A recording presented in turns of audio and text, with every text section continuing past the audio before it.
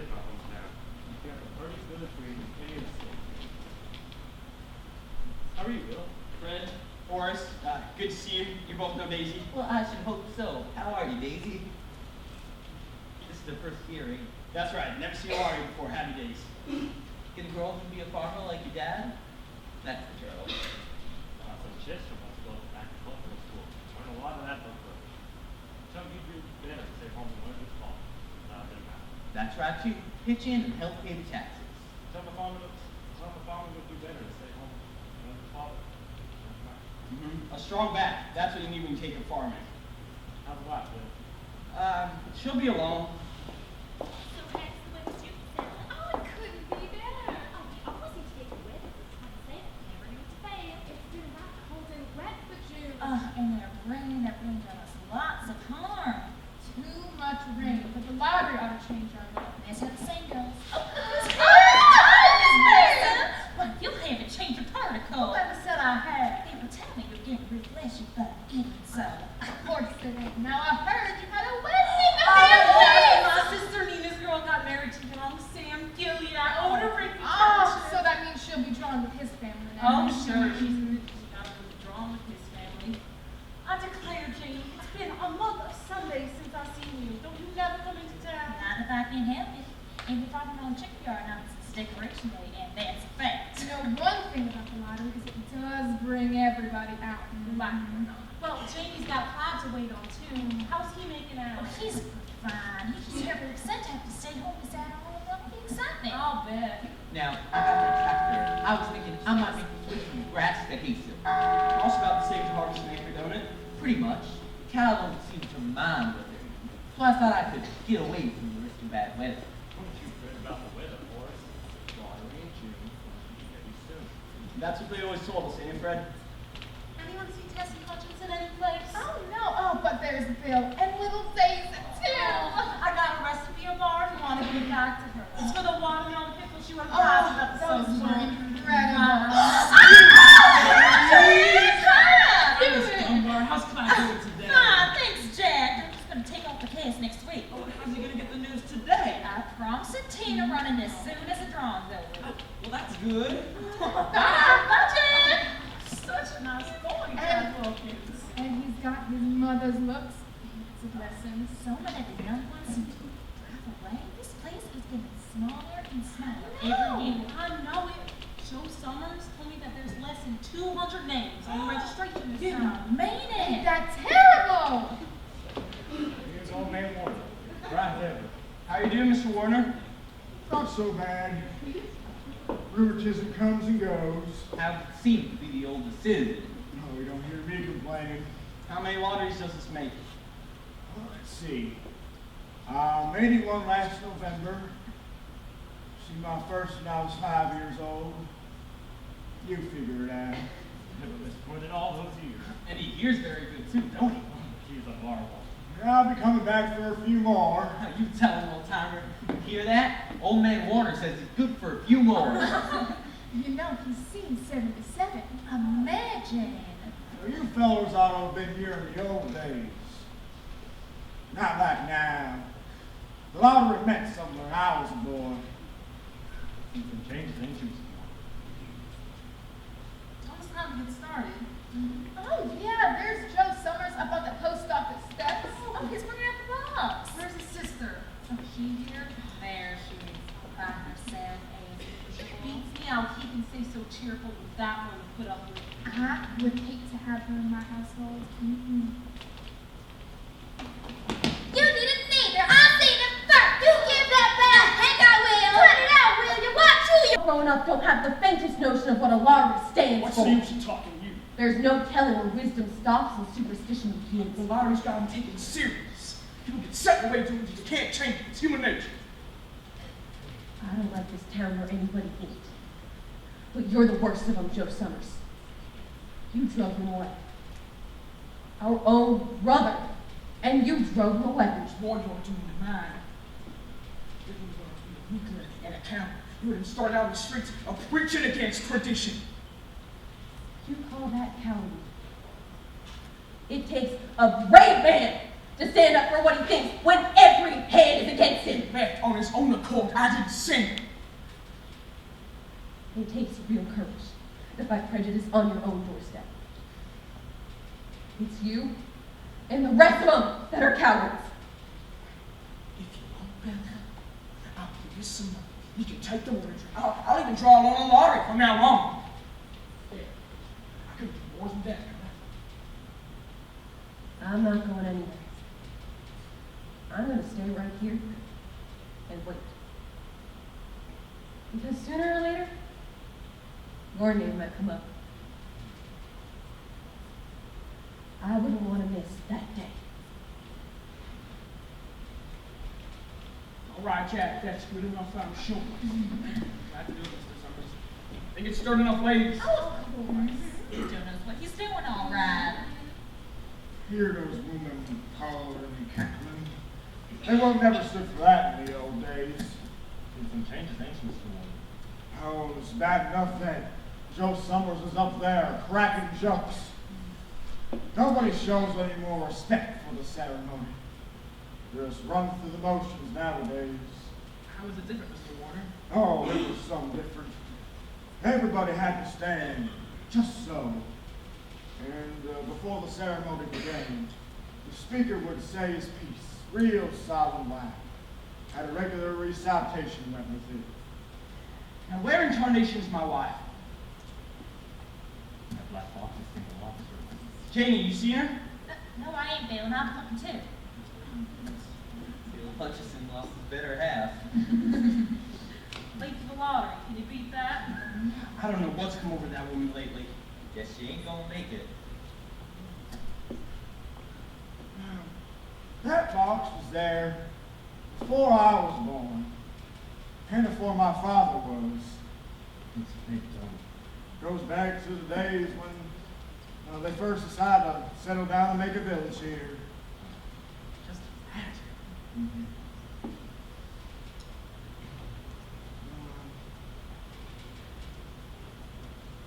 Wait. Now, I just remember something now. That box was made of the pieces of the first box ever used. That's pretty wild. What was it made of? The original one was made out of oak.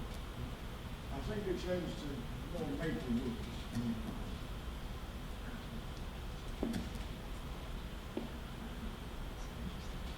It's been around so long that we're ready to start a new one. Oh, don't you say that. Not even joking. Come on. We don't upset tradition. More than we have to. As long as it holds together, we ain't gonna change it.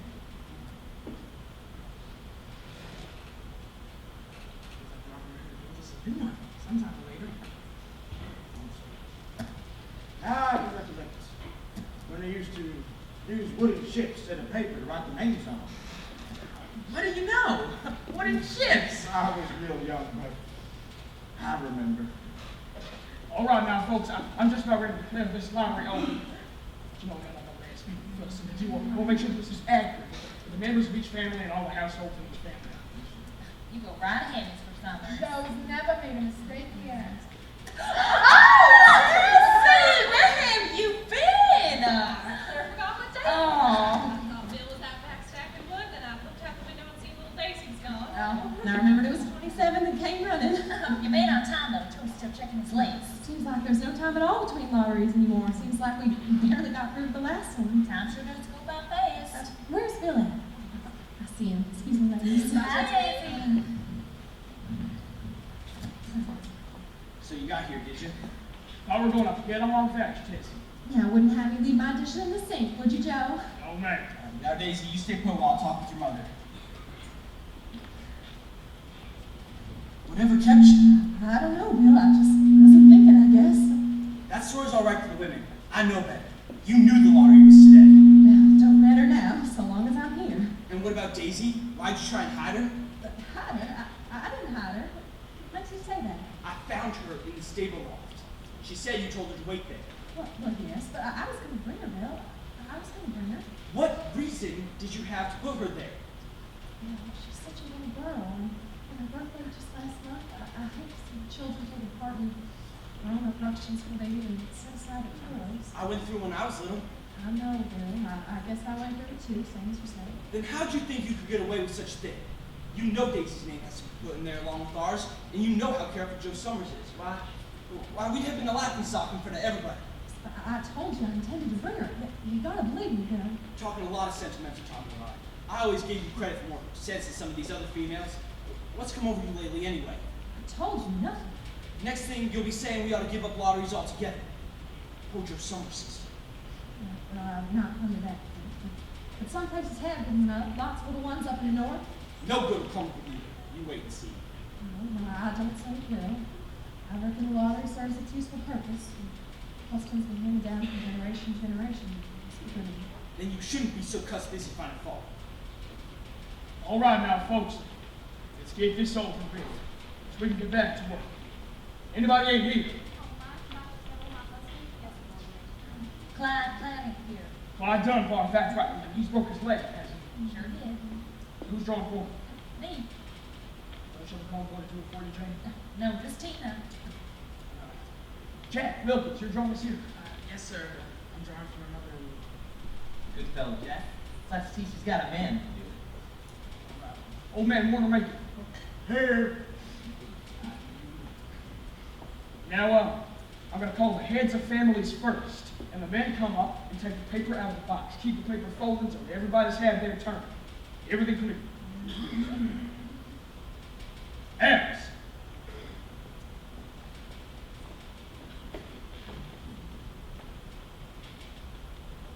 Delacroix.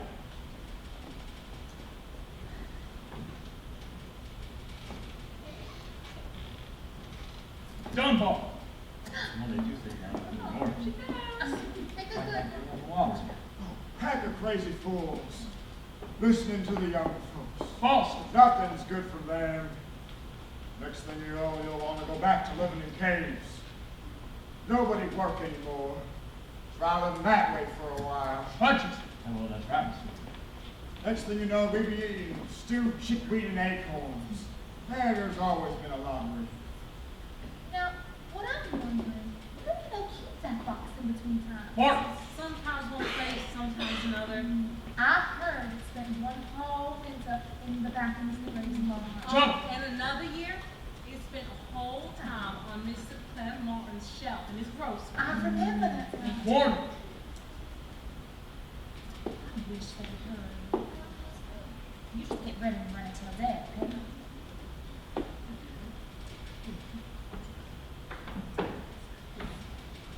Now mine. 77th year I've been in the lottery. Thank you. Watson.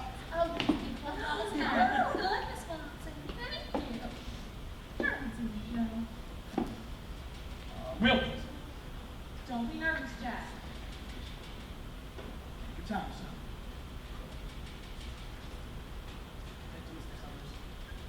Now, that's all.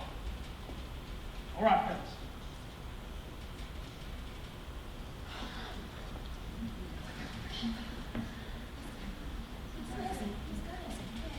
Hutchinson.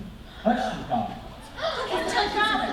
Go, Brent. Joe Summers, you didn't give him time enough to take any paper he wanted. I saw you. It wasn't fair. Oh, Tessie, be a good sport. Come on now. We all took the same chance. Well, now, folks, that was done pretty fast, but you gotta be hurrying on a little more so we can get done in time. You got other households in the Hutchinsons. Oh, well, there's John and Eva. Make them take their chance. Daughters, strong families, just as well as Tessie. I guess it's just the three of us, Joe. If Eva draws with her husband, that's only as it should be. Well, I guess as far as the family's concerned, it's you. As far as Chalker household, it's you too, right? Right. How many kids, Bill? Just the one, little Daisy here. Bill Jr., he died when he was a baby. Jack, you got any blank kicks back? You know, I really think we ought to start over. I'm telling you, it wasn't fair. Everybody saw that. Listen, everybody. You push up, Tessie. All right, now. Take the paper out of the box one at a time. Keep the paper folded until you all have it through.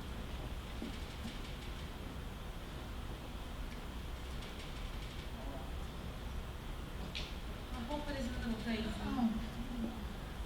the same way they used to be. Basically.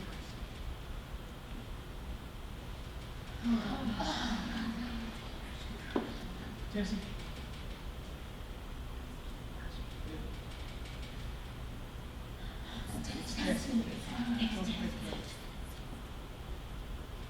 All right now, folks. Let's finish quick. Let's get this over with. Oh, come on, Jamie, hurry up. You too, Miss Dawson. I can't move as fast as I used to. I'm telling you, this ain't right. It isn't fair. You be quiet, Tess. We have to do this.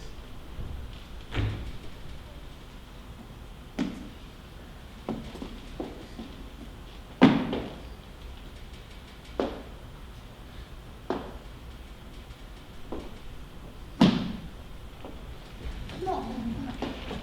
Come on. You know, this ain't right.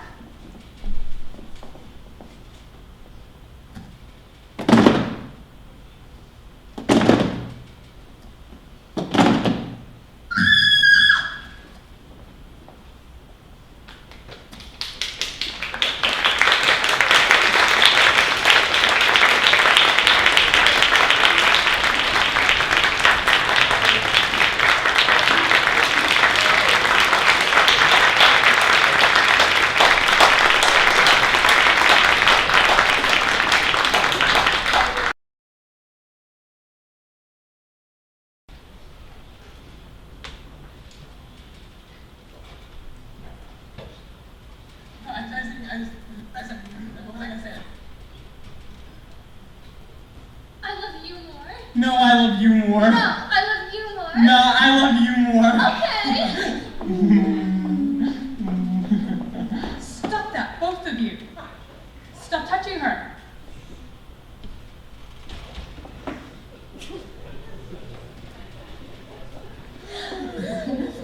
All of her. Have some dignity. This is a library, not some Motel 6 for $20 a night. Just read a book or something.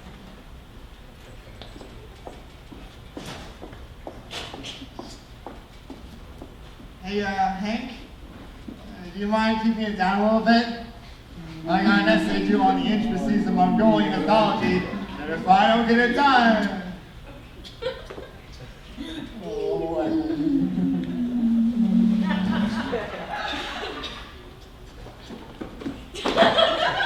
Am I going to have to separate you two? Is that what I have to do? Well, too bad. Not I'll be back. another word.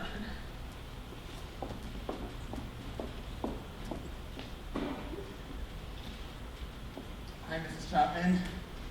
I'd like to check out this book.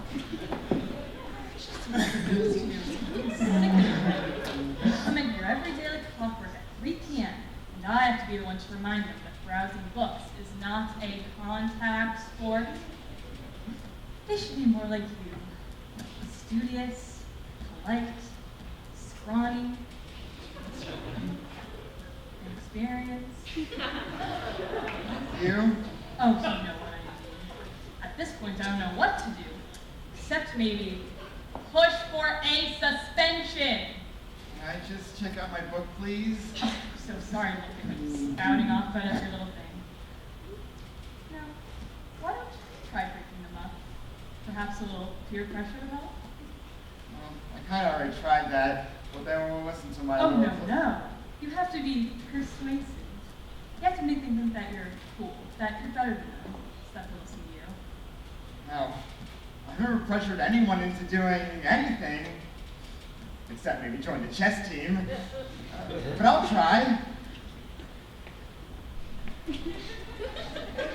Hey, buddy. Mind taking it outside? All the cool kids are outside, you know. Everybody's doing it. Not bad for you or anything. It's really fun. That's a lot of pressure from your peers. You know, buddy?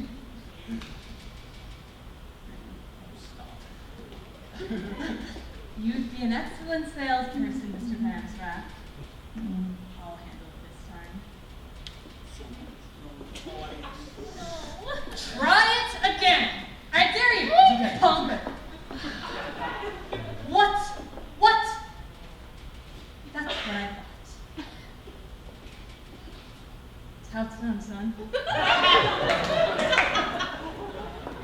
Don't worry, Cindy. Love always finds a way. We're like Romeo and Juliet. If Romeo had washboard abs. That's what I was gonna say.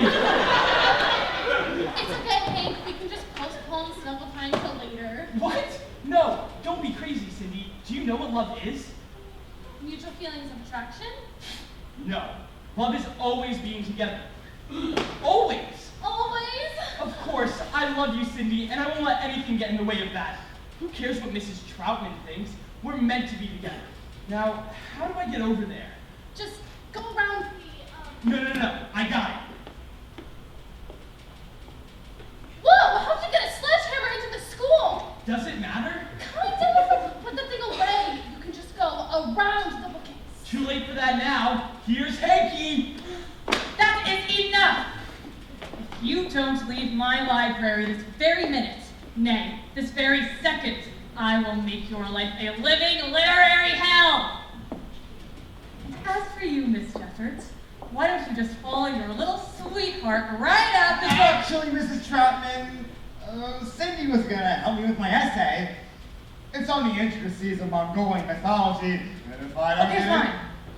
Just keep this mess under control while I take care of that mess. Thank you, Mrs. Troutman. Won't happen again, Mrs. Troutman.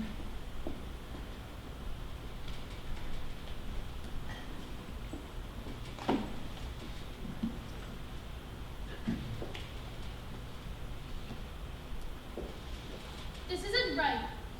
Hank must be so sad right now, knowing his one true love is here with... what's your name? Verve. Bert? No. Verve. With a V. Is that short for Beverly or something? Vanessa? Bella? It's Verve. Does it mean anything? Well, it's derived from the Limburgish word for maggot, because apparently I looked like a maggot when I was born. That's terrible. Oh, well, not really. My mother's an entomologist, which means she studies insects. The maggot is actually one of the most robust types of larva in the animal kingdom. I'm so sorry. That's probably why you don't have many friends. What? Well, it's just, I always see you in here reading all the time, and I just assumed it had something to do with your personality. Well, maybe the books are my friends. Reading can be fun, you know. Mm-hmm. You probably don't even know what a book is. Sure I do. I read that one, Animal Farm, like 3 times. And that Crimes and Punishment, I read the introduction about. Wow, seriously? It's called Crime and Punishment, not Crimes and Punishment. What, did Raskolnikov murder 2 daughters of Marmeladov? Is that it? It doesn't even have an introduction, at least one written by Dostoevsky. It has an epilogue. Is that what you're trying to say? This is too good. Or maybe that's why. Why what? Why Dostoevsky decided to write it in Russian? Let me explain this one to you in simple terms. He was Russian. Why you don't have any friends? You just sit here all day learning everything there is to learn, just so you can shove it in everyone's faces. These friends of yours are exhausted by yourself alone. I'd love to know more about this Dostoevsky. You're going to hop down on the high road. Actually, the saying is high horse. I'd be taking the high road if I was being morally righteous, but I'd be taking the high horse if I was Whatever. a little. Google it if you're that interested. I got a project to do. So do I. You know you're not allowed to have yourself.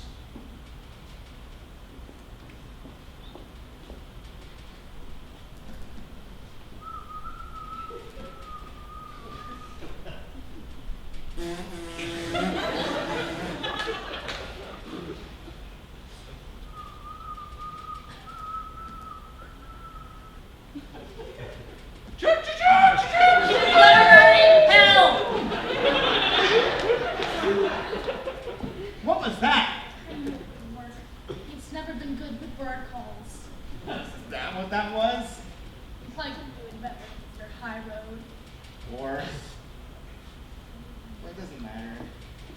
didn't mean to be so critical. It's fine. I didn't mean to be so confrontative. Actually, confrontational. Doesn't matter.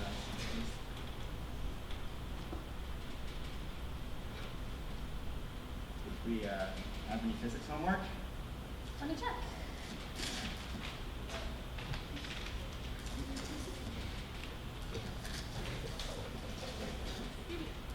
Physics. If you ever need help with homework, or maybe organization, I really don't mind. I was just doing another guy's project for tomorrow. Not by choice. What? Don't degrade yourself like that. You can do his own work.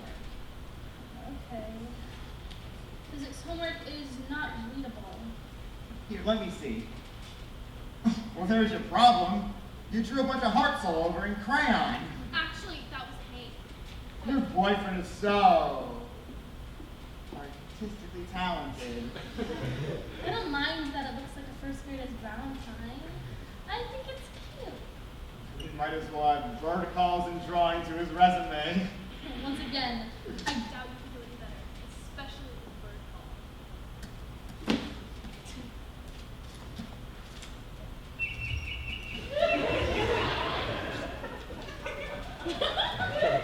There's a book on bird calls 2 hours over. Well, that was pretty cool. Now if only you could be Hank. He doesn't seem like such a quick learner. That's for sure. He's charming. He's going to be. You two are unhealthily obsessed with each other. I don't see what that has to do with anything. It's just love. Haven't you ever been in love? Well, not exactly. But I imagine it to be natural and comforting.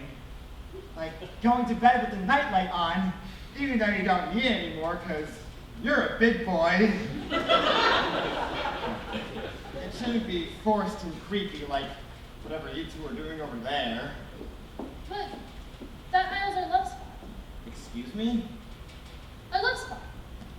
Every day since freshman year, right over there. Every day after summer. There's not every day. Right over there. Always. What do you call that, snuggling? It looks like you two are trying to strangle a dolphin. Hey, that's not funny, you know. Dolphins have feelings too. Well, I guess technically you are correct.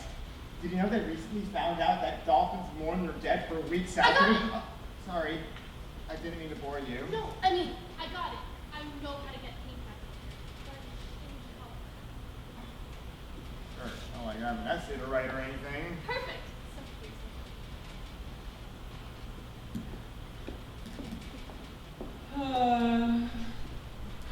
Crying will get you nowhere, Mr. Richards. It's been so long since I've seen Cindy. It's been literally 3 minutes. And it feels like forever. Well, if to you 3 minutes feels like forever, Cindy must be pretty unsatisfied. She's just so... You two are unhealthily obsessed with each other. Maybe so, but that's love.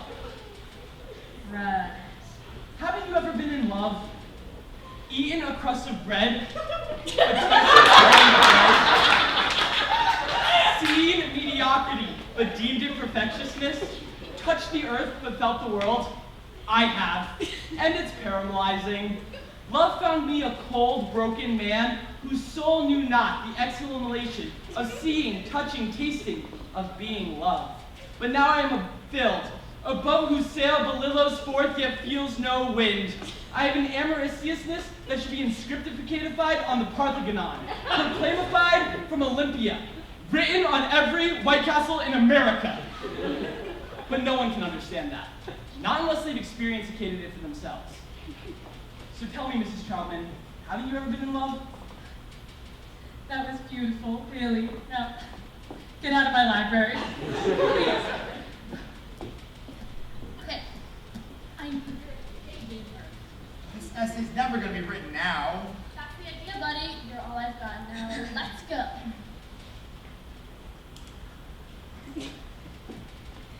I'm just headed to the bathroom, Mrs. Troutman.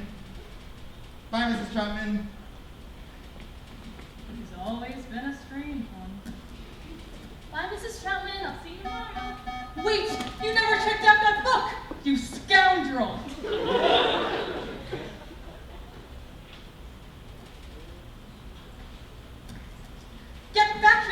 delivered lummox? It worked! What? Cindy! Cindy! Bert! Berv. How could you? That was supposed to be you. You were going to come in disguise, and then Bert was going to. Is Bert Limerigish from Maggot?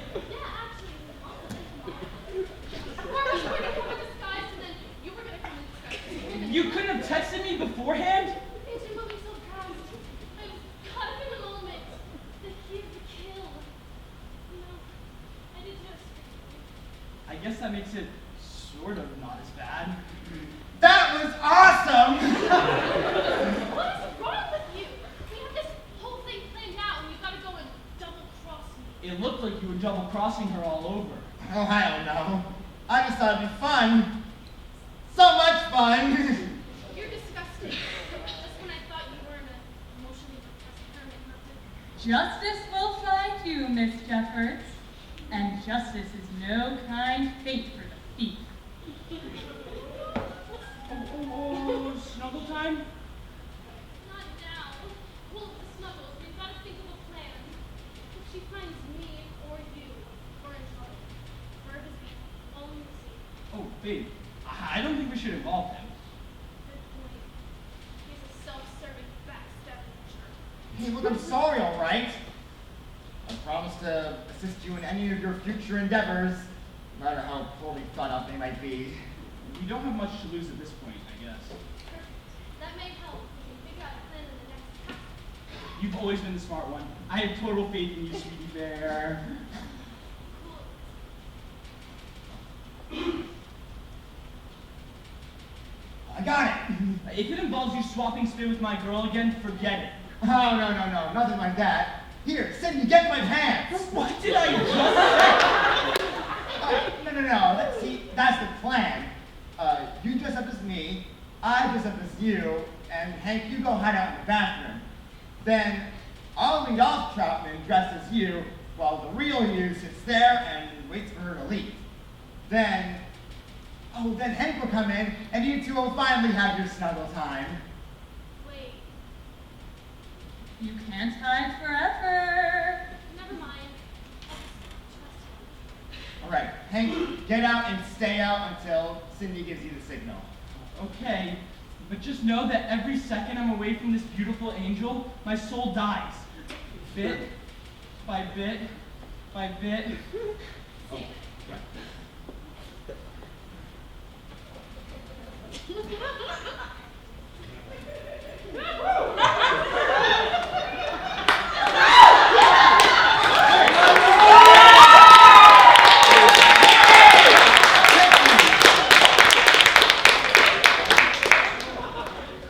Expect me to change out here in the open.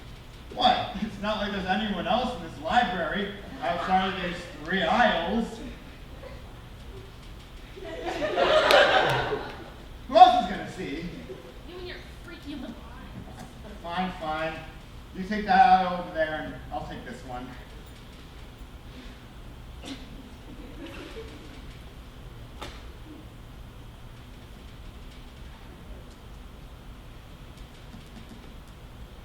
I don't get why you're still helping us. I've been downright mean to you, and Hank hasn't exactly been a proper gentleman. Well, what can I say? Love inspires me. But what about your essay? Well, I wasn't really writing an essay. Man, those pants make my butt look huge. Hey, thanks. Besides, what were you doing in here anyway if there was no essay? Oh, it doesn't really matter. Come on, you can tell me. It's just my own private work is all. Don't be so soy about it. Tell me. All right. Just working on this little art project, but not for school, just in my own spare time. Who's it for? I didn't say it was for anyone. But it is. Well, yeah, it is. There's this girl from another school. You've probably never heard of her. What's her name? Mandy Bookman. She sounds pretty. She is, but that's not important. It's something else. Like a combination of personality and passion. It's most intoxicating when she's completely quiet and you can see her mind working behind those little eyes of hers. She's not like me, of course. I doubt she likes me. But whenever I see her, though, I can't help but think it's possible. I met her about a year ago now, and we've kind of been friends, in the sense that I help her with her paperwork. I don't know why, but lately she's taken an interest in me, like I'm her personal project. That's probably pity. She wouldn't talk to me unless it was that, or a mixture of paperwork and pity. But her energy fills me infectiously, and I treasure every moment she decides to spend in my life. I'm not special or interesting. I'm just another of the dozens of boys who probably find her just as invigorating. I made her this drawing so that she'll make me a little bit happier. Because whenever she feels happy, I can't help but feel the same way.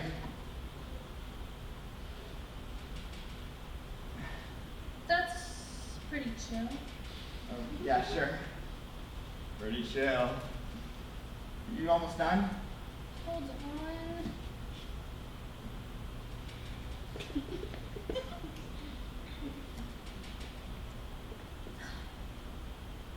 Just finished up.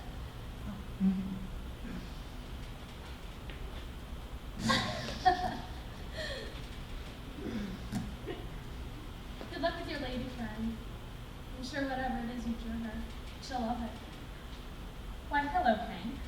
How are you enjoying exile? Let me show you something. See all this? Mountains of books, wide plains of knowledge. Could have been yours.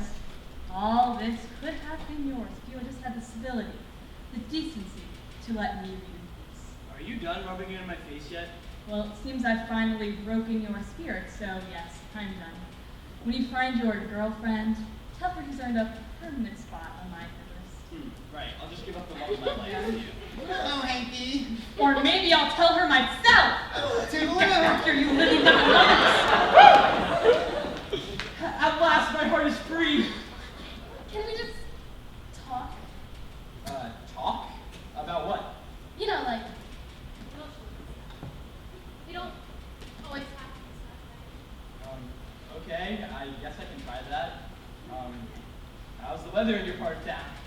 Let's just skip to the front office. Let me start. How was your day? My day was pretty awesome. In algebra, I got a C+ on the test we took last class, which was definitely awesome. And then I spent 40 minutes in the bathroom to get out of English class, which was pretty cool. And then dodgeball, I slammed 3 guys in the face, which was definitely awesome. And then I made some kid do my homework, which was pretty cool. Hold on. Who did your homework? Some scrawny little guy. Oh yeah, that guy out there. What's his name? Bert. Yeah, he's a funny one. Wow, that's not very nice. Come on, you really liked me. It's not what mean is what it is. Could have asked him to do it. It's not like he had anything better to do before the period. You don't know that. Maybe he had something personal to do. Something important. Just telling me about the drawing for the girl. Like, He sounds like a creepy little pansy. it's nice. It's gonna be so happy just to see her. Even though she never notices him, but maybe she could if you just speak up. How do you know she'd like him? I just know. You're being shallow is all. Don't judge someone just because they know more about Mongolian mythology than you do. I don't like this talk thing. Let's get back to doing what we do best. No, we can't constantly be together. But after this, we're having a serious talk. Whatever you say, there.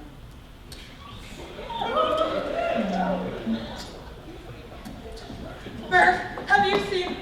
Oh no, oh my. Bert! I'm so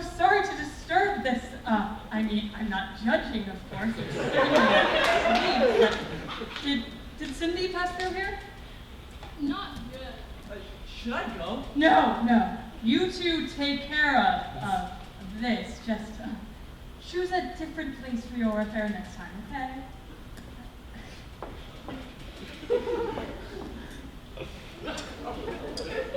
Cindy! We never figured out how to. Oh, sorry.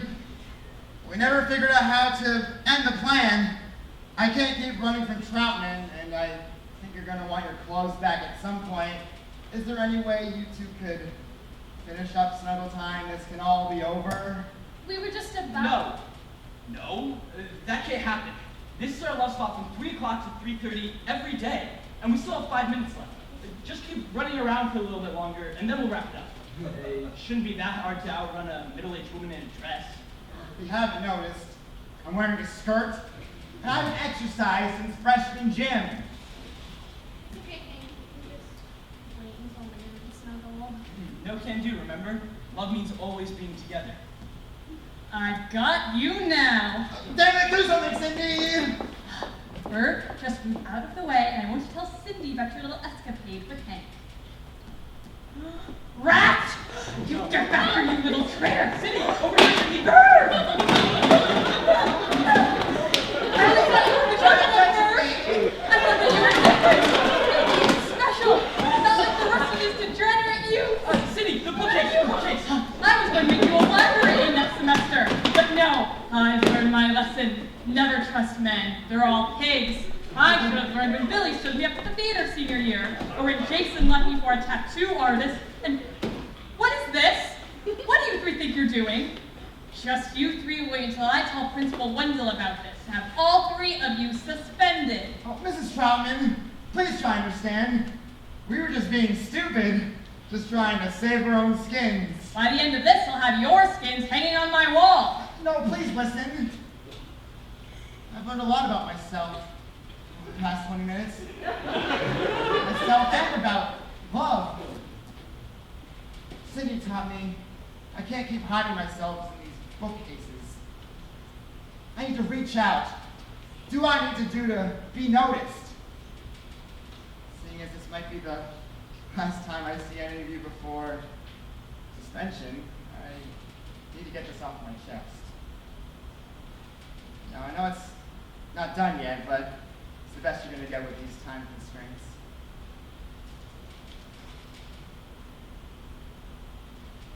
I love you, Mrs. Troutman! Oh my god! Told you he was a creepy little pansy. Gross! Oh, no. I mean, it's a beautiful picture, really. I cannot accept. No, really, I can't accept. It's illegal and really quite disgusting. But Hank said love conquers all boundaries. 40-year age gap is a little bit bigger than a library bookcase, honey. Love is a sham! I spent the past 2 years coming into this library every day just to watch you do your work. I've spent years for you to notice me, to say something other than, "Is that all you like to check out, honey?" I'm sorry, but my love cannot be boxed in by your societal restrictions. This caged bird must fly free with the wind, even though it may be shot down. I love you, Mrs. Troutman, and there's nothing you can do about it. This has been the most confusing day of my career. I've been hoodwinked. I've run around the entire school. I've witnessed what I thought was a young forbidden love. And I've had to turn down one of my own students. Just let me out of here now. We can all forget that today ever happened. With a little help from my friend Chardonnay.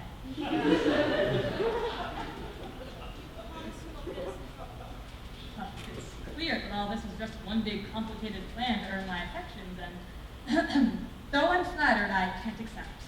I figure that disappointment is enough punishment for a lifetime.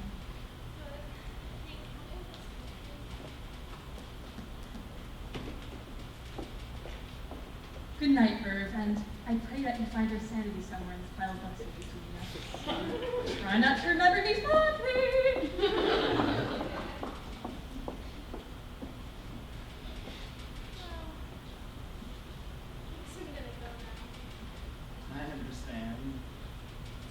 strange day. Goodbye, kiss. Not now. I'll just tomorrow, I guess. Goodbye, Bert.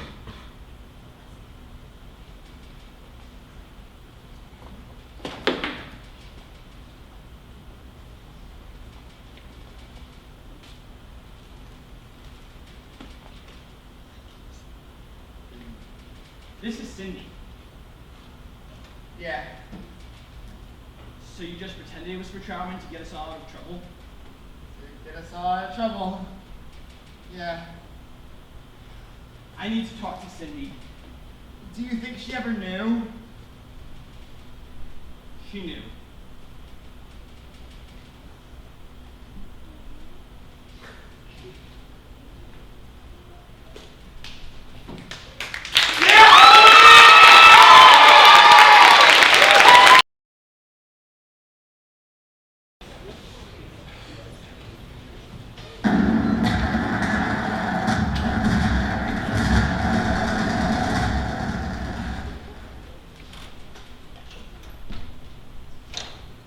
So, the square root of 25 is 5. 5 equals A. But A squared plus B squared does not equal C squared. Let me take a look.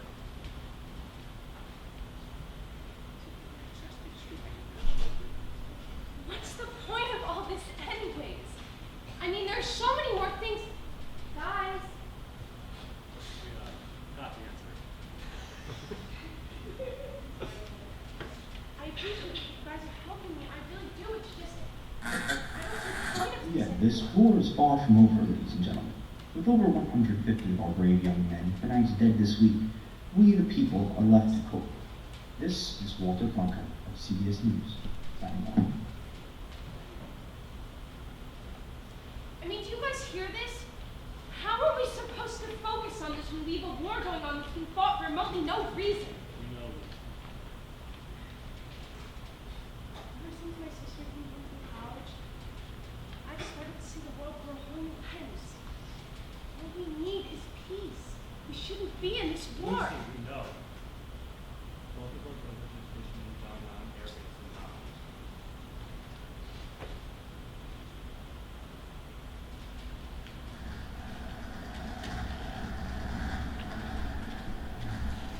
Sorry, I didn't catch your name before. I'm Kelly.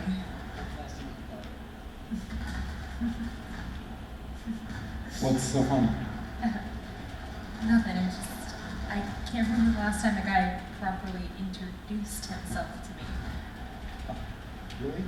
Well, I mean, yeah, like, unless you consider a proper introduction, a guy being a total asshole to you just to lose his friends, and, yeah, so, guess I've had a lot of those. Oh. All right. What? Nothing. Tell me. Well, I guess I find it funny, more so intriguing, that in today's society you can't even say hello to someone without confrontation. Well, I don't think you have to take it that far, Nick. Well, take it from the perspective of someone who dedicated their lives trying to help and guide this country. And all we did was throw away what they did by adapting this new sense of normality that us and our acts and just don't affect the future. I'm sorry. I guess what I'm trying to say is, I guess our world is doomed if we don't become a bit more civilized. I guess that makes sense, but I don't see how you come all that from just a couple of high school guys making shirts. Oh yeah! Can you guys keep it down a bit? I'm trying to concentrate. So, where did you move from again? You know, cited with places. Oh yeah, because of my dad's job, we moved around a lot of places, mostly around Europe. Let's see. Sweden for a year, Denmark for 2, Germany for a couple of months, and then back to New York. Wow, that just sounds amazing. I mean, Europe, I've always wanted to go. Turn the news, quick! What's going on? What the hell do you think you're doing changing my game? The headlines. Paris is under Pretty attack. sure we gossip. It isn't this militant. Both of them? Both of your brothers are in Vietnam? What has this world come to? I'll tell you, a corrupt government manipulating us,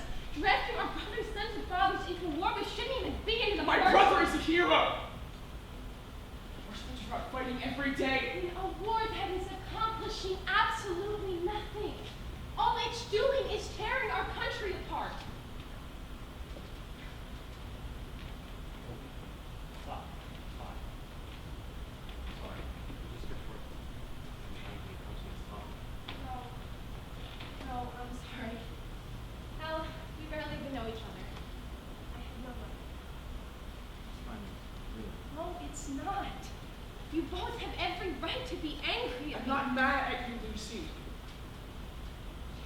I was mad because I learned to write. The thought of my brother being in pain has always cringed my stomach. But not the fact that he's suffering every day. I can do a single thing about it. But there is something you can do about it. This is what I was trying to tell you guys earlier. When my sister came home from college, she told me all these stories about her and hundreds of other college students protesting the war. They're promoting love and peace to end the war.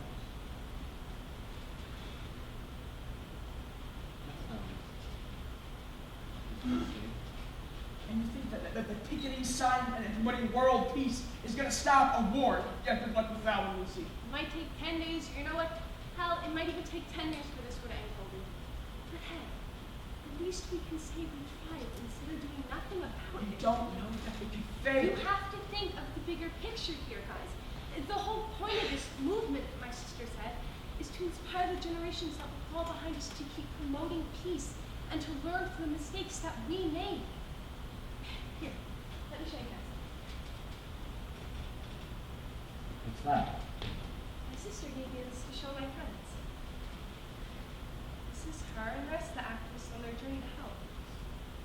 Ah. Is that Washington, D.C.? Yeah, they go to loads of places around the country, like New York, and they even said they're going to California this summer. It just looks so, Peaceful? yeah, peaceful. And your parents are letting you travel around the country with a bunch of hippies. First and foremost, they're not hippies. They're activists. And they're doing something that's right, Colby. How could you stop her from being a part of that? Now, our turn to do good for the world. Pentagon says the death of Mohammed Al-Wazi Oh would my be a God. significant blow to ISIS. How could this happen? Seriously, what's going on with the world?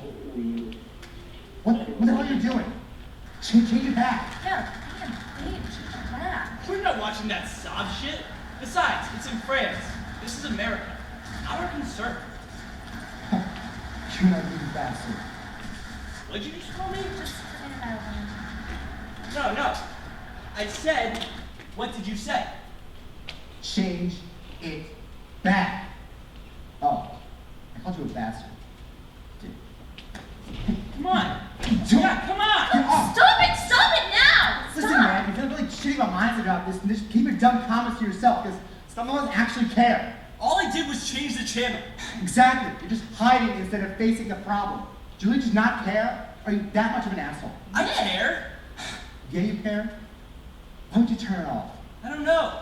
You know, hundreds of innocent people could potentially be dead right now, and thousands more are in danger. And you're more concerned about some stupid game. Marika, just chill out a second, okay? I just didn't want to watch it, all right? This is my house and I can watch what I want, but that doesn't mean I don't care. And why would you not want to watch? This is turmoil, Liam. This affects all of us. You don't get that? He's right, Liam. Yeah, I know. It's just sad, all right? Yeah, I know I probably look like a huge pansy in front of you guys now, but I guess some things are just easier to avoid than face.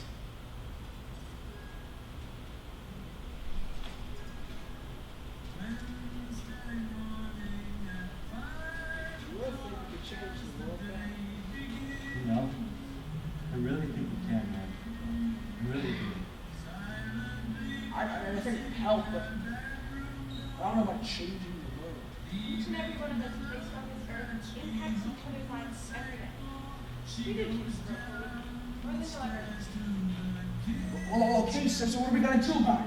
How am I gonna bring my brother home? I guess you just start to do what your sister does, right? Travel and protest. Yeah, but where though? It could just be us in town. I mean, your sister said she's going to California this summer. Maybe we Hold just on a go. second. Before you guys didn't even want to talk about the war, and now you're ready to protest in California? Especially you, Goldie. I guess you're just that good, Miss Lucy. We tend to be easily manipulated. And that is fine. Trust us. We believe in something. We believe in it all our hearts. And there is nothing more that we want than for our brothers to come home, for our families to be brought back together. Is this what we have to do? We can do this.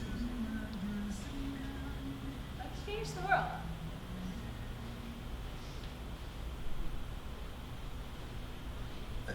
Listen, Liam, I'm sorry for being so judgy. It was a crazy, wild thing that happened, and I tend to get worked up. No, dude. I mean, it's fine. You're right, actually. I mean, as much as I might hate to admit it, I guess I might push things to the side a little too much. But Liam, I think that we all do. I mean, like, what are we supposed to do about this? We can't even talk about this stuff in school without someone bringing up racial profiling or gun laws or starting up some dumb debate. And honestly, people just feel kind of uncomfortable talking about their feelings anyways. Well, that's what I'm saying. We need to make our school, let alone the whole world, a much more civilized place. We need to recognize that we can make a huge difference for what the future holds in place. There may not be a specific way for us to make a huge difference right now, but I think for a start, we can start acting like better people to make a change. You're right, Nick. We really are. And even you, Liam, have such a big influence on people's lives than you think. Oh yeah? How so? So? How so? Liam, you're the most popular guy in school. Literally everyone looks up to you. Whether you like it or not, Liam, we are the ones who are influencing the generations to come. So, are we going to let them decide to live like we are now? Or are we going to inspire them to face the challenges that come their way and strive to make the world a better place? We're going to inspire. My point exactly, Liam. It all starts here. Let's change the world.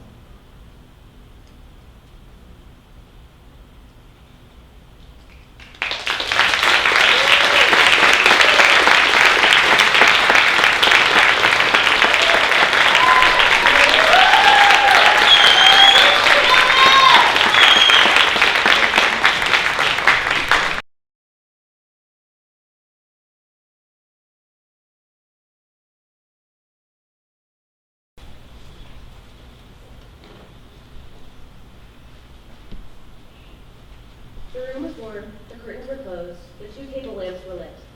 On the table behind her, there were 2 glasses and some drinks. Mary Maloney was waiting for her husband to come home from work. Now and again, she glanced at the clock, but without anxiety. She merely wanted to satisfy herself that each moment that went by made it nearer to the time when he would come home. As she bent over her sewing, she was curiously peaceful. It was her 6th month expecting a child. Her mouth and her eyes, with their new calm look, seemed larger and darker than before. When the clock said 10 minutes to 5, she began to listen, and a few moments later, punctually as always, she heard the car tires on the stones outside, the car door closing, the footsteps passing the window, the key turning in the lock. She stood up and went forward to kiss him as he entered. What are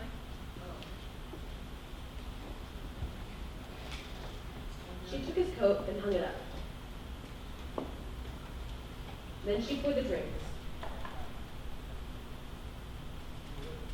A strong one for him.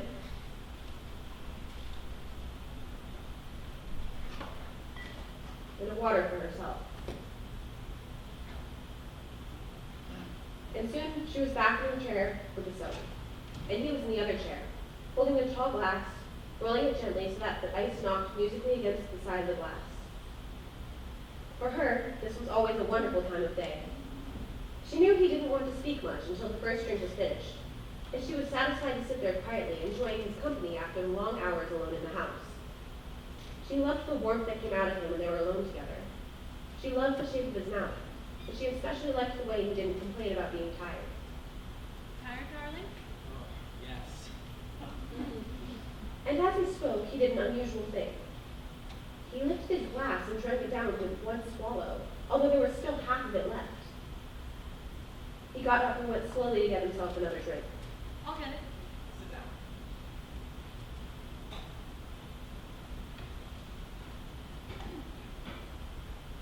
She noticed that the new drink was a very strong one. She watched him as he began to drink.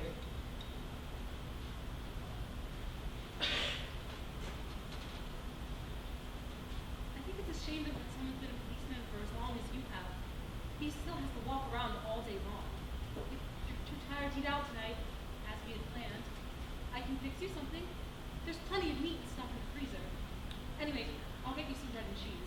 I don't want it. But darling, you have to have supper. I can easily fix you something. I'd like to do it. In Have lamb. Anything you want. Everything's in the freezer. Forget it. But darling, you have to eat. I'll do it anyway, and then you can have it or not, as you like. She stood up and went to start on supper. Sit down. Just for a minute. Sit down. Go on. Sit down. She lowered herself into the chair, watching him all the time with large, puzzled eyes. He had finished his second drink and was staring into the glass. Listen, there's something I gotta tell you. What is it, darling? What's the matter? He became absolutely motionless, and he kept his head down. This is gonna be a big shock to you, I'm afraid, but I thought about it quite a good deal, and I decided that the best thing to do is to tell you immediately. And he told her. It didn't take long, 4 or 5 minutes at most, and she sat still through it all, watching him with puzzled horror. So there you have it. I know this is a tough time to be telling you this, but there simply wasn't any other way. Of course, I'll give you money and see that you're taken care of, but there shouldn't be any problems, at least I hope not in any case. It wouldn't be very good for my job. Her first instinct was not to believe any of it. She thought that perhaps she imagined the whole thing. Perhaps if she acted as though she had not heard him, she would find out that none of it had ever happened. I'll fix some supper. When she walked across the room, she couldn't feel her feet touching the floor. She couldn't feel anything except a slight sickness. She did everything without thinking. She went downstairs to the freezer and took hold of the first object she found. She lifted it out and looked at it. It was wrapped in paper, so she took off the paper and looked again. A leg of lamb. All right, then, they would have a leg of lamb for supper. She carried it upstairs and held the thin end with both of her hands. She went into the living room, saw him standing by the window with his back to her, and stopped. I've already told you, don't make supper for me. I'm going out. At that point, Mary Maloney simply walked up behind him, and without any pause, she swung the big frozen leg of lamb high in the air and brought it down as hard as she could on the back of his head. She might as well have hit him with a steel bar. She stepped back, waiting, and the strange thing was that he remained standing there for at least 4 to 5 seconds.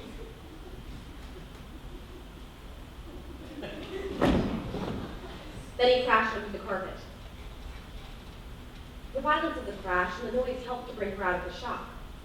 She came out slowly, feeling cold and surprised, and she stood for a few minutes looking at the body, still holding a piece of meat tightly with both hands. All right? That's why I killed him. It was extraordinary now how clear her mind became all of a sudden. She began thinking very fast. As the wife of a detective, she knew what the punishment would be. It made no difference to her. In fact, it would be a relief. On the other hand, what about the baby? What were the laws about murderers with unborn children? Did they kill them both, mother and child? Did they wait until the baby was born? What did they do? Mary Maloney didn't know, and she wasn't prepared to take the chance. She carried the meat into the kitchen, put it into a pan, turned on the oven, and put the pan inside. Then she washed her hands, ran upstairs, stood in front of the mirror, fixed her makeup, and tried to smile. The smile was rather peculiar. She tried again. Hello, Sam. I would like some potatoes, please, Sam. Yes, and perhaps a can of beans. That was better. Both the smile and the voice sounded better now. She practiced them several times more, then she ran downstairs, took her coat, and went out the back door, through the garden, into the street.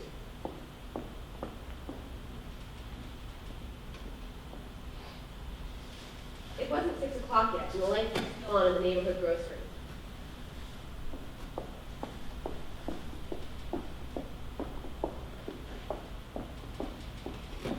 Hello, Sam. Good evening, Miss Maloney. How are you? I would like some potatoes, please, Sam. Yes, and perhaps a can of beans. Patrick's tired and decided he didn't want to eat out tonight. We usually go out on Thursdays, you know, and now we don't have any vegetables in the house.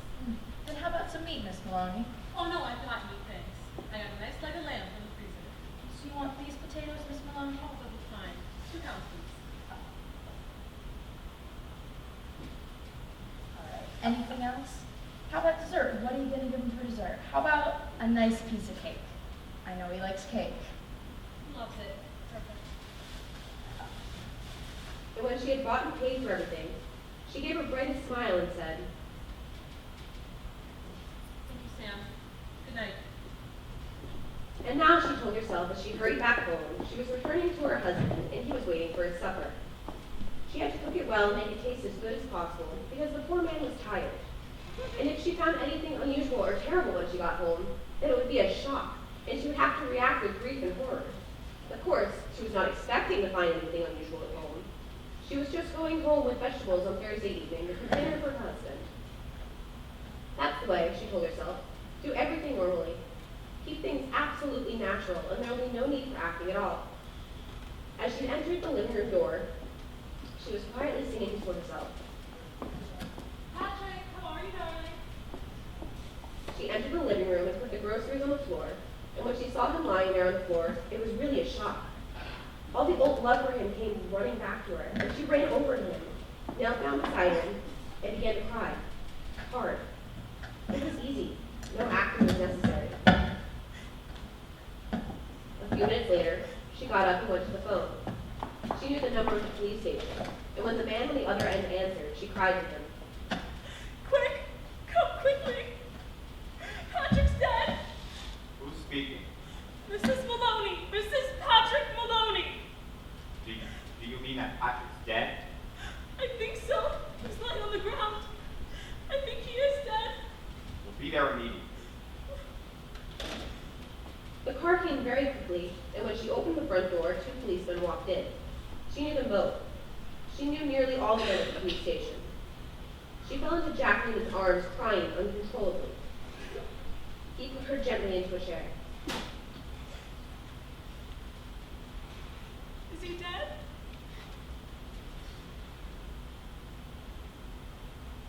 I think so. What happened? In a few words, she told her story about going to the grocer and coming back when she found him on the floor. While she was crying and talking, Charlie found some dried blood on the dead man's head. The other men began to arrive, a doctor, 2 detectives, a police photographer, and the man who knew about fingerprints. The detectives asked her a lot of questions. They always treated her kindly. She told them how she put the meat into the oven, it's there now, and how she had gone to the grocer's for vegetables, and how she came back to find him lying on the floor. The 2 detectives were exceptionally nice to her. They searched the house. Sometimes Jacqueline spoke to her gently. He told her that her husband had been killed by a blow to the back of the head. They were looking for the weapon. The murderer might have taken it with him, but he might have thrown it away or hidden it. It's the old story. Get the weapon. Got the murder. Later, one of the detectives sat down beside her.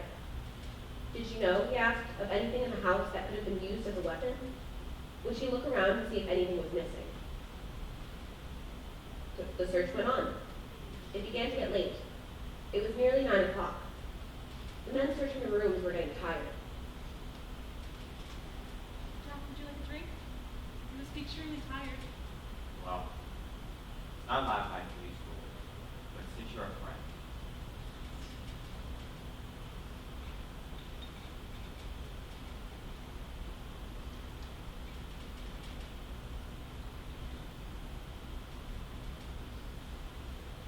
They stood around with drinks in their hands. The detectives were getting uncomfortable with her, and they tried to say cheering things to her. Jacqueline glanced into the kitchen, looked back, and said, Look, Mrs. Maloney, did you know that your oven's still on? And that the meat is still inside? Oh, so it is. Better go turn it off.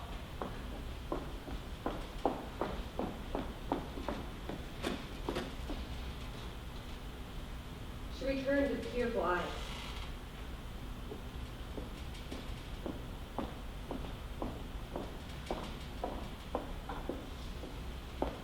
Would you do me a favor? We both are good friends of Patrick's and help him catch the man who killed him. He must be very hungry by now. It's long past your supper time, and I know Patrick will never forgive me if I let you stay without offering you something to eat. Why don't you eat up the lamb that's in the oven? I wouldn't dream of it. Please? Personally, I couldn't eat a thing. But you gave it to me and clean it out. Then you can go on with your work. The detectives hesitated, but they were hungry, and in the end, they went into the kitchen and helped themselves to supper.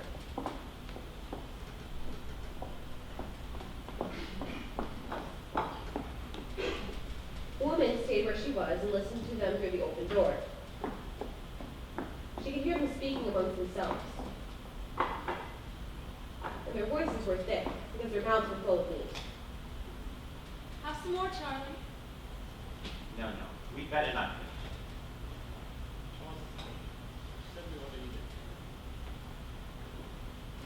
That's a big farm where must be more pasture. The doctor said the back of his head is crushed with beef. Personally, I think the weapon's somewhere in the house. Whoever did it, you can't carry a weapon that big around. At least not for too long. What do you say, Jack? And in the other room, Mary Maloney began to laugh.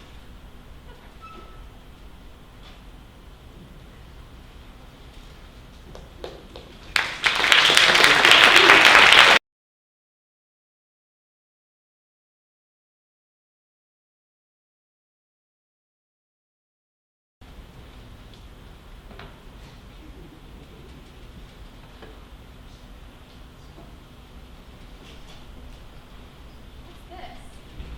It's called Pity the Fool. It's amazing. The man looks so lifelike. It's like he could walk right out of this painting. Talk to him. Excuse me. Do you have anyone? Isn't that right? Yeah. I'm gonna go get some water. Wait. What? Who? I mean, Why am I here? sure, let's ask that question. This is my self-portrait. Pity the fool. Yes. Well, it's working. I feel sorry for you. It does. Oh.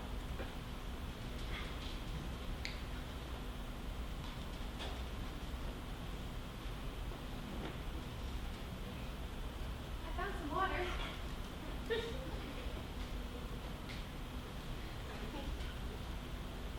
Oh, thank you. So, this is a self-portrait. You're the artist? Yes. Well, I've never seen anything like it. It's a variation on living statue idea. So, not original. Not really, no. Well, I've never seen anything like it. Haven't been out much. Look, we're just trying to connect. Because you pity me. That's what you wanted. How do you know what I want? Look, I think you're too much of a method artist.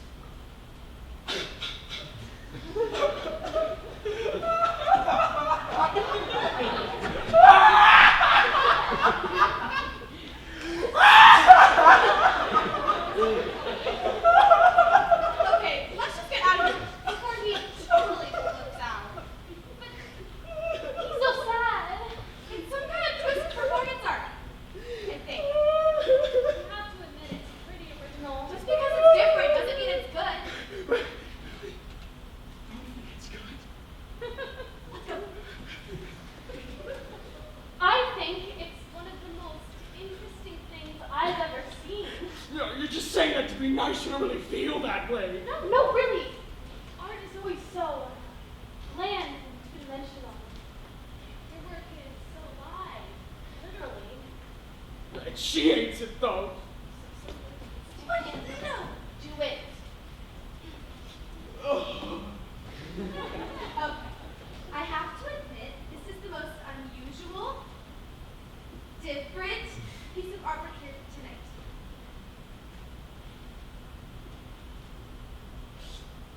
Thank you. Can we go now? You go. I'll catch up in a minute. So, what happened to you that inspired this? Well, it's a long story. Everything you see here tonight has been based on some of our rock stories.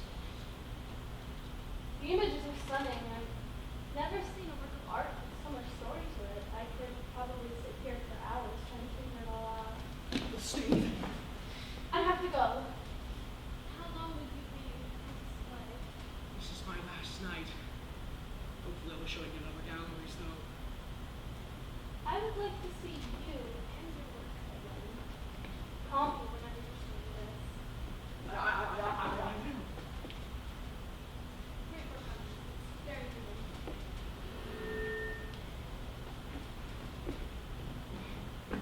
You got another number, didn't you? Yeah. There has got to be an easier way to pick up women. What can I say? I'm a fool. Ain't that the truth?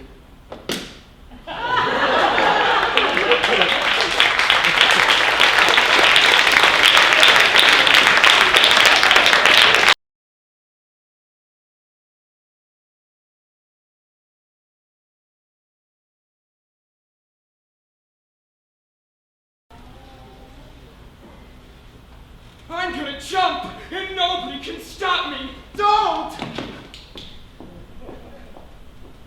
A typical dramatic scenario. Two people in conflict, at least one in deep inner conflict, with high stakes, suspense, and affordable cast size. How will this situation play out? It depends, of course, on the level of craft and creativity in that remarkable art form known as playwriting. So let's rewind from the start. And see what happens. I'm gonna jump, and nobody can stop me. Don't! Well, okay. Not very satisfying, is it? Where's the suspense? Where's the tension? And what audience member wants to pay today's ticket prices for a play whose conflict resolves in 45 seconds? But most importantly, where can we go from here? Gee, you could hurt yourself. Gosh, you're right. Want to go grab a broom? Sure. Without intense oppositional desires, more commonly known as conflict, there is no play. When Nora leaves in a doll's house, nobody wants her husband to reply, "Call when you get to work." So let's start the scene over. Maintaining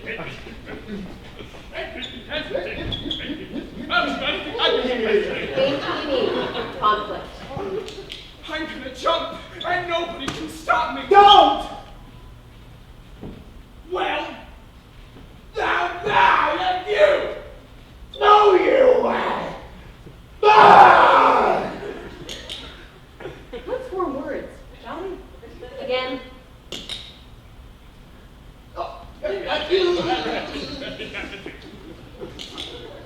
I'm gonna jump, and nobody can stop me. Don't! Why not? Ooh, you can just feel the suspense rising now, can't you? Because suicide is a sin.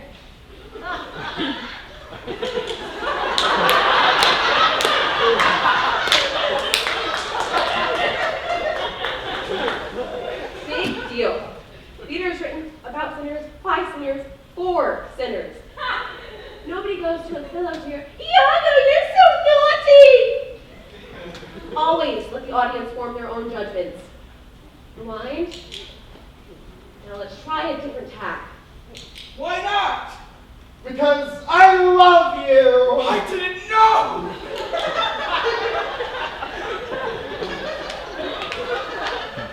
I don't care. Let's see if we can find something less cliched. Why? Because if you jump there, you'll end on my little girl's lemonade stand. Oh, and my little girl. Is that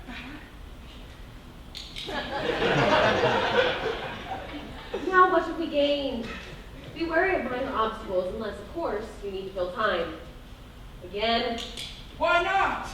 Because life is worth living. Mine isn't. Excellent. Now we don't just have plot anymore, we have theme. Theme, the difference between entertainment and art.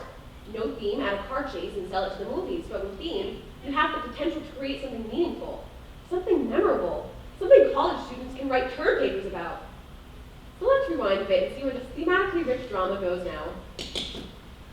Because life is worth living. Mine isn't. Gosh, tell me about it.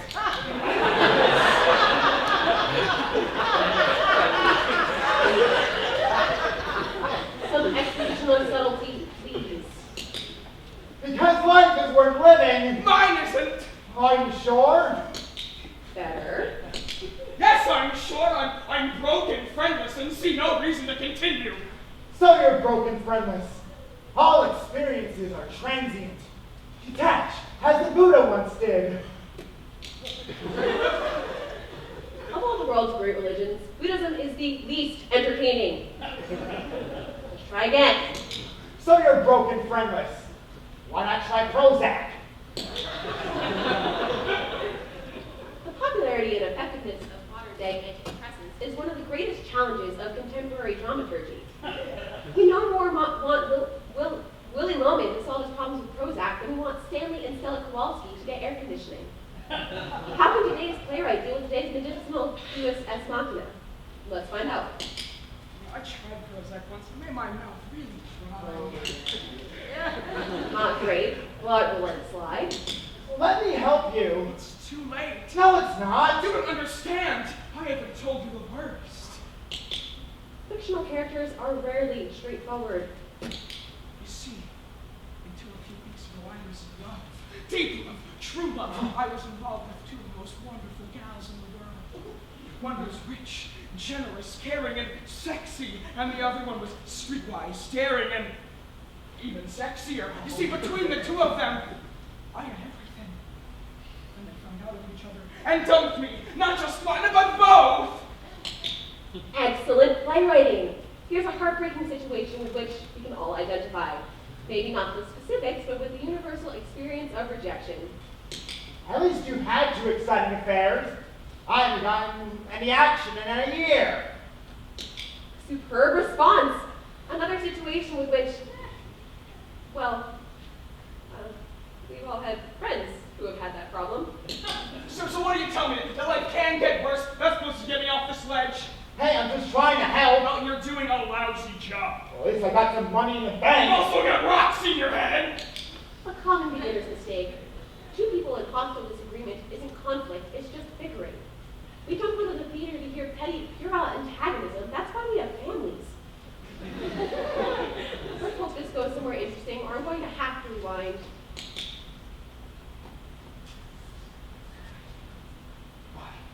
I have money in the bank. Well, you certainly don't dress like it. No, listen here, you stupid little Well, twerp. at least I'm a twerp with a decent sex life. Well, there is for them. Maybe you still have a sex life. Okay. Loser. Pervert. Cheapskate. Creighton.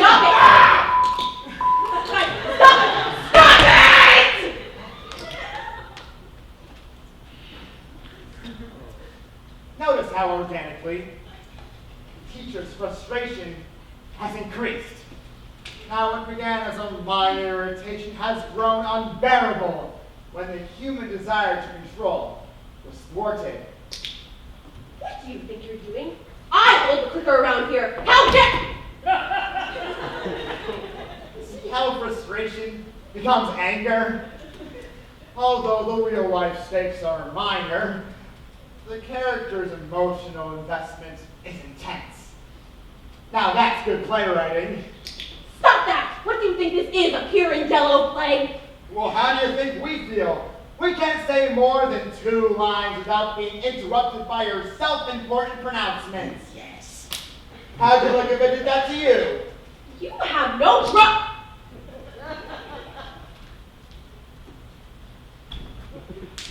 Radically vile.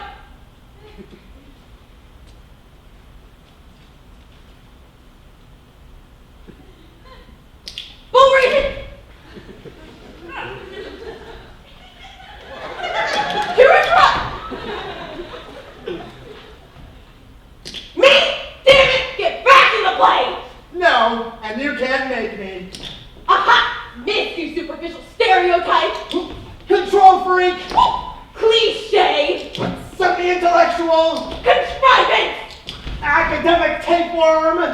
First draft mistake. I'm the one with the problem. This play's supposed to be about me. Huh. The well-made play died with Ibsen. Will you guys get back in the play? Don't tell me what to do. Ever since I was a little boy, everyone's told me how I'm supposed to behave. When I was 5, my mama sent me to my room 4,000 times, as I'd never be the boy that she wanted me. This monologue is not justified. We'll deal with it. It's my life. It's bad trauma. I'll show you bad drama.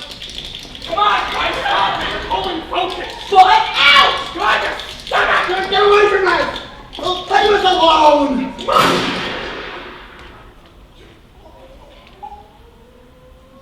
I just got tenure.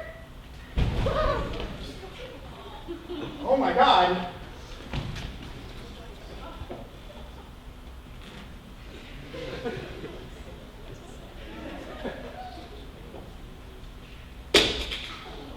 She's dead. How horrible. Good playwriting or bad playwriting? I don't know. It just kind of happened.